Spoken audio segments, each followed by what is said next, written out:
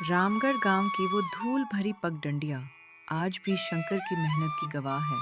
शंकर, जिसके पास कहने को तो सिर्फ 2 बीघा जमीन थी, लेकिन उसके सपने आसमान से भी ऊंचे थे। वो चाहता था कि उसका बेटा गोपाल गांव का सबसे बड़ा अफसर बने। शंकर की दिनचर्या सूरज उगने से पहले शुरू होती थी। फटी हुई बनियान, माथे पर पसीने की बूंदें और साथ में हल, यही उसकी पहचान थी। दूसरी तरफ गोपाल की माँ पार्वती गांव के जमींदारों के घरों में जाकर बर्तन मांजती। शाम को जब वो घर लौटती तो उसके हाथों में झोला होते थे। लेकिन उन झोला का दर्द वो तब भूल जाती जब वो गोपाल को लालटेन की रोशनी में बैठा देखती। उसे लगता कि उसका बेटा पढ़ रहा है, पर उसे क्या पता था कि गोपाल का मन किताबों में नहीं बल्कि आवारागर्दी में था। अरे ओ गोपाल, देख बेटा, ये धूप मेरी खाल जला रही है ताकि तेरी जिंदगी छांव में बीते। पढ़ ले बेटा, वरना ये कुदाल और हल ही तेरा नसीब बन जाएंगे। जिस दिन ये शरीर साथ छोड़ देगा, उस दिन ये कलम ही तेरा सहारा बनेगी। समझ मेरी बात को, ये किताबें कागज का टुकड़ा नहीं, तेरी तकदीर है। बाबूजी, आप बेकार ही परेशान होते हैं। ये क ख ग पढ़ने से पेट नहीं भरता, हाथ में ताकत होनी चाहिए। पढ़ाई तो उन कमजोरों का काम है जो खेती बाड़ी और हल नहीं चला सकते। मुझे तो सब कुछ आता है, मुझे नहीं जाना स्कूल। और आज के बाद मुझे मत टोकना, वरना मैं ये बस्ता कुएं में फेंक दूंगा। गोपाल का अहंकार दिन ब दिन बढ़ता गया।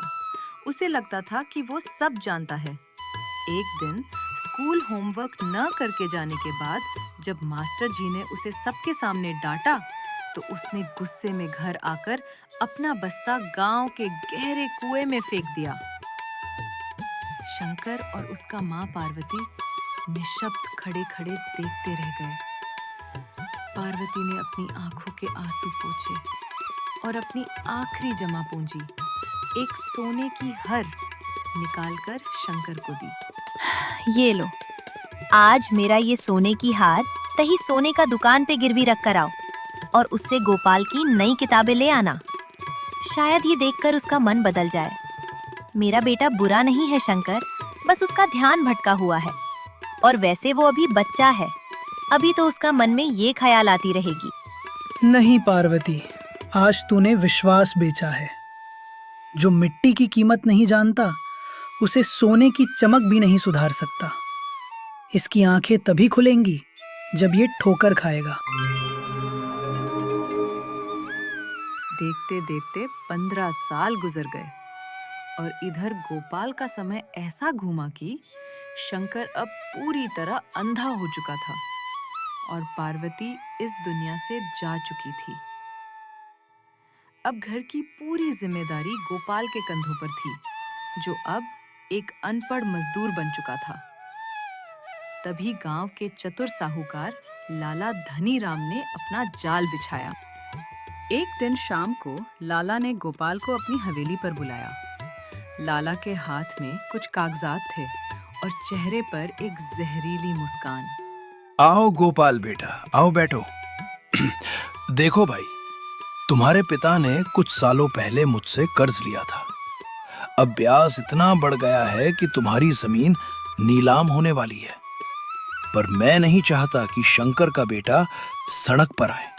बस इस कागज पर अपना अंगूठा लगा दे और इसमें लिखा है कि तुझे कर्ज चुकाने के लिए 10 साल की मेहनत और दी जाती है। लाला जी, मेरे पास तो 1 रुपया भी नहीं है।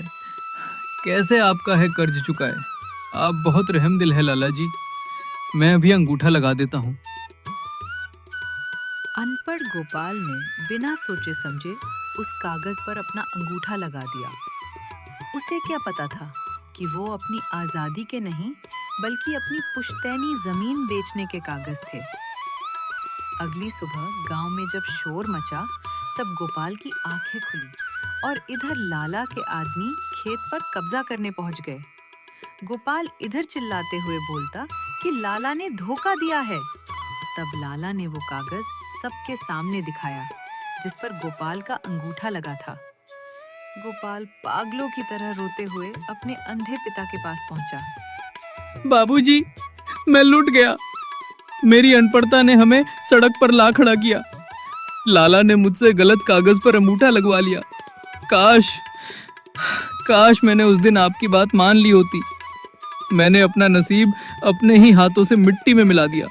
बेटा, आज जो आंसू तेरी आंखों से गिर रहे हैं, अगर उस दिन किताब पर थोड़ा सा भी गिरते तो आज ये दिन तुझे ना देखना पड़ता। अनपढ़ इंसान उस अंधे के समान है जिसे कोई भी गड्ढे में गिरा सकता है। शिक्षा सिर्फ नौकरी के लिए नहीं, बल्कि खुद को दुनिया के धोखे से बचाने के लिए जरूरी होता है। तो दोस्तों, आज तक कहानी बॉक्स पर हम बस इतना ही कहेंगे। कलम की ताकत तलवार से कहीं ज्यादा होती है।